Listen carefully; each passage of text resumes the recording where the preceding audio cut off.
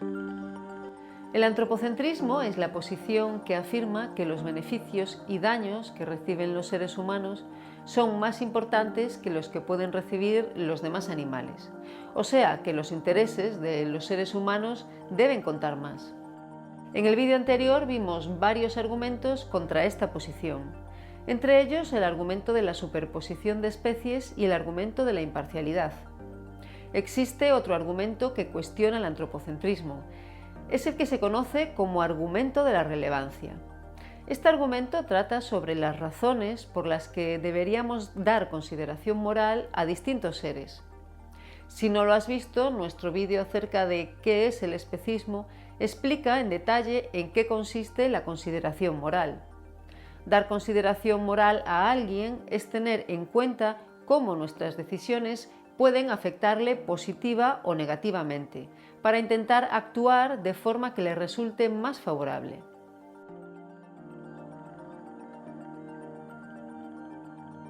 El argumento de la relevancia puede dividirse en dos partes.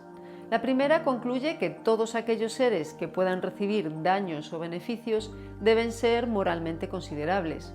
La segunda concluye que quienes pueden recibir daños o beneficios son los seres sintientes.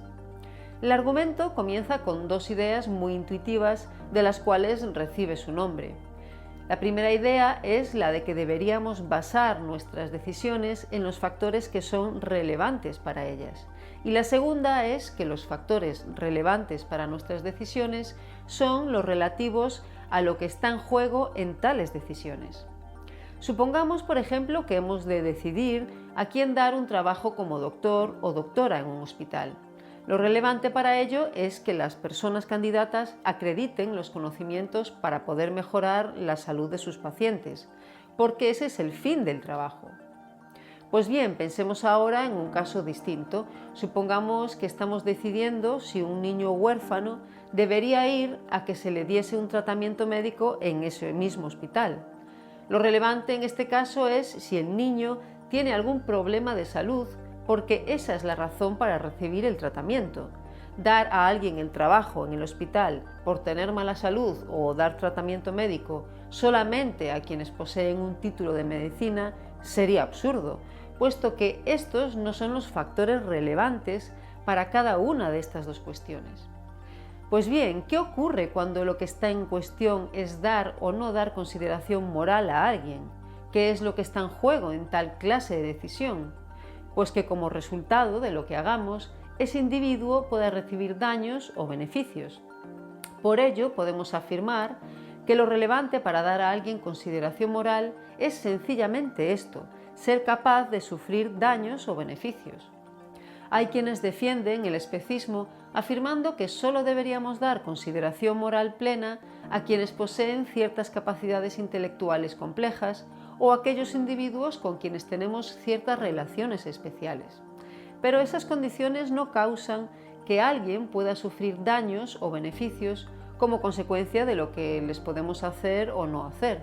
Nuestras circunstancias particulares y nuestras capacidades cognitivas pueden afectar a algunas de las formas concretas en que podemos sufrir daños y beneficios, pero no determinan en sí que podamos sufrir daños o beneficios. Por tanto, las capacidades cognitivas y las relaciones son irrelevantes en lo que respecta a la consideración moral.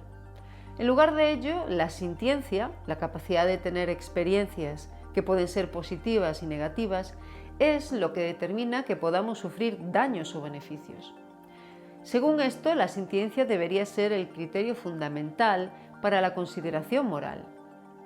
Hay quienes defienden que solo debería darse consideración moral a quienes, a su vez, pueden dar consideración moral al resto, pero esto es como afirmar que solamente quienes pueden practicar la medicina deberían recibir asistencia médica. Como vimos en el ejemplo anterior, esto es un error, puesto que lo relevante para practicar la medicina es diferente de lo relevante para necesitar atenciones médicas. De la misma manera, lo relevante para sufrir daños o beneficios no es ser capaz de dar consideración moral al resto. Todo este argumento puede expresarse de forma más sencilla del siguiente modo. Partimos de las siguientes premisas. 1. Deberíamos basar nuestras decisiones en los factores relevantes para ellas. 2. Los factores relevantes en nuestras decisiones son los relativos a lo que está en juego en tales decisiones. 3. En nuestras decisiones sobre si dar consideración moral a un ser, lo que está en juego es si tal ser puede sufrir daños o beneficios. 4. Lo que hace a alguien capaz de sufrir daños o beneficios es la sintiencia. Por supuesto, hay quienes rechazan alguna de estas premisas, o todas ellas, pero las consecuencias de ese rechazo son de tal calibre que la mayoría seguramente las rechazaríamos. Dichas consecuencias implicarían que nuestras decisiones podrían tomarse sobre la base de factores que reconocemos como irrelevantes. Esto explica por qué mucha gente sí que está de acuerdo con las premisas de este argumento, y de esta se sigue la conclusión de que deberíamos considerar a todos los seres sintientes. Vimos anteriormente que lo que significa que alguien sea moralmente considerable es que sus intereses sean tenidos en cuenta. A lo que se refiere aquí el término intereses es a los daños o beneficios potenciales que alguien pueda sufrir. Lo que el argumento de la relevancia nos lleva a concluir es que se debería dar consideración moral a los individuos sintientes, a todos los seres sintientes.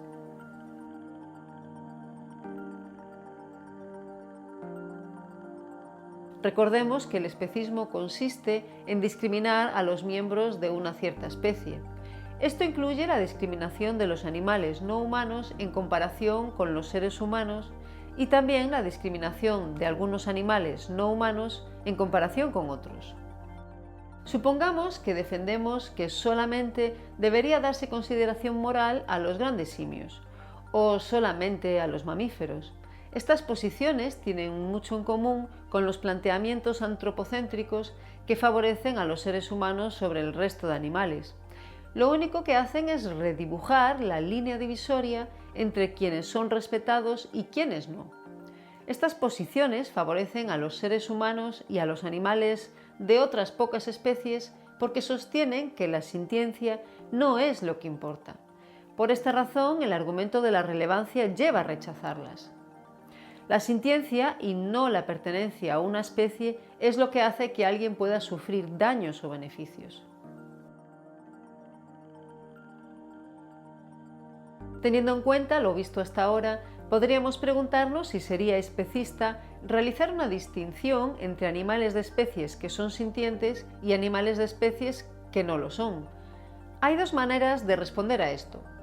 La primera es que la distinción entre seres sintientes y no sintientes tiene lugar entre individuos y no entre especies. Las especies no son sintientes, lo son sus miembros individuales. La segunda respuesta a esta cuestión es que distinguir entre seres sintientes y no sintientes no es especista porque, como muestra el argumento de la relevancia, lo relevante para la consideración moral es la sintiencia y no los criterios que manejan quienes defienden el antropocentrismo, como la pertenencia a la especie, las capacidades cognitivas complejas y las relaciones especiales. Por otra parte, existe una respuesta al argumento de la relevancia que afirma que el sufrimiento humano es el único sufrimiento que importa, o que al menos es más importante que el de otros animales, puesto que incluye el sufrimiento psicológico. Este argumento no cuestiona la idea de que el dolor físico pueda ser tan malo en los animales no humanos como lo es en los seres humanos, pero afirma que el sufrimiento psicológico humano es más importante que el dolor físico que experimentan los animales no humanos. En contra de dicha afirmación puede sostenerse que no siempre valoramos nuestras experiencias psicológicas más que nuestras experiencias físicas. La tortura física terrible no es necesariamente más soportable que la angustia, el estrés o el miedo. A veces quizás lo sea, pero otras no. Pero si nuestro sufrimiento psicológico no es siempre más importante que nuestro sufrimiento físico, y si por otra parte nuestro sufrimiento físico no es más importante que el sufrimiento físico de los animales, tenemos que concluir que nuestro sufrimiento psicológico no es necesariamente peor que el sufrimiento físico de los animales no humanos. Esto nos llevaría a rechazar el argumento de la prioridad del sufrimiento humano. Por lo tanto, debería tenerse en cuenta a los animales no humanos que sufren, al igual que nos gustaría que se tenga en cuenta nuestro propio sufrimiento. Por otra parte, hay un argumento diferente que se emplea para defender que, aunque los animales sintientes no humanos tienen un interés en no sufrir, carecen de un interés en vivir. Es decir, el argumento afirma que los animales no humanos no sufren un daño al morir, o que este daño importa muy poco, a diferencia de lo que pasa en el caso de los seres humanos. Una forma de defender esta afirmación consiste en decir que solamente los seres humanos pueden comprender el hecho de estar vivos y que por lo tanto solo los seres humanos desean vivir. Esta posición se basa en la idea de que lo que nos resulta positivo o negativo es que nuestros deseos sean satisfechos o frustrados. Un argumento en contra de esto es que hay animales no humanos que luchan por seguir con vida y que muchos de ellos sí parecen comprender que están vivos.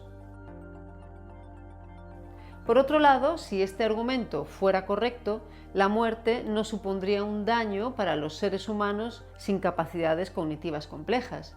Esto es algo que la mayoría de la gente no acepta. Pero además hay otra respuesta. Supongamos que los animales no humanos tuvieran mentes lo suficientemente complejas como para tener un deseo de vivir. Y supongamos que aceptáramos la idea de que la muerte es un daño para alguien si le impide que satisfaga sus deseos. Según este argumento, los animales seguirían siendo dañados por la muerte porque la muerte haría imposible que sigan satisfaciendo los otros deseos que sí tienen. Por otra parte, también hay otro argumento según el cual, para que la muerte nos pueda dañar, no es necesario que entendamos que podemos seguir existiendo en el futuro, ni tener deseos que se cumplan a largo plazo. El motivo sería que la muerte nos priva de las experiencias positivas que podríamos tener en el futuro. Es decir, si los animales no humanos mueren, ya no podrán disfrutar de las cosas que podrían experimentar si siguieran con vida. Esto supone que todos los animales sintientes pueden ser dañados con la muerte. Por supuesto, también puede ser que en algunos casos la muerte nos resulte beneficiosa. Esto ocurre si en nuestra vida hay y va a haber más sufrimiento que felicidad. La razón por la que la muerte puede suponer un alivio en estos casos es que si morimos no sufriremos todas las cosas negativas a las que nos enfrentaríamos en el futuro. Por último, otra posición rechaza todos estos argumentos y sostiene que la muerte no es realmente un daño, pues tras morir no te puede suceder nada negativo. Pero este argumento se aplicaría no solo en el caso de los animales no humanos, sino también en el de los seres humanos. Dicho todo esto, también hay que tener en cuenta que a menudo, en especial en el mundo salvaje, las causas que llevan a la muerte de un animal son en realidad las mismas que le llevan a padecer un gran sufrimiento. Esto puede suceder, por ejemplo, cuando un animal soporta una muerte lenta y agonizante debido a una enfermedad. En definitiva, en este vídeo y en el anterior hemos analizado toda una serie de argumentos contra el especismo. Estos no requieren una adhesión a ninguna teoría ética en concreto. En el siguiente vídeo examinaremos cuáles son las teorías éticas que reciben más atención actualmente. Veremos lo que implican para la consideración moral de los animales no humanos. Y comprobaremos que los argumentos que hemos visto son compatibles con todas ellas.